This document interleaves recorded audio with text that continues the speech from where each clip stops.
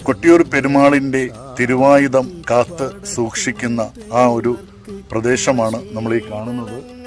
ഭഗവാന്റെ ആ വൈശാഖ മഹോത്സവം ആരംഭിക്കുന്ന സമയത്ത് മാത്രം 5 ദിവസത്തെ പൂർണ്ണ വ്രതമെടുത്തതിന് ശേഷം ഇവിടുത്തെ ശിവക്ഷേത്രത്തിനുള്ളിൽ ആ തിരുവായുധം എടുത്തു വച്ച് പൂജിച്ച് ആ മേൽശാന്തിക്ക് ആ ഒരു ഉൾവിളി ലഭിക്കുന്ന നിമിഷമാണ് ഇവിടുന്ന് ഈ തിരുവായുധവുമെടുത്ത് ഭഗവാന്റെ സ്വയംഭൂ സാന്നിധ്യമായ ആ ഭാഗത്തേക്ക് കൊട്ടിയൂരിലേക്ക് മേൽശാന്തി സഞ്ചരിക്കുന്നത്.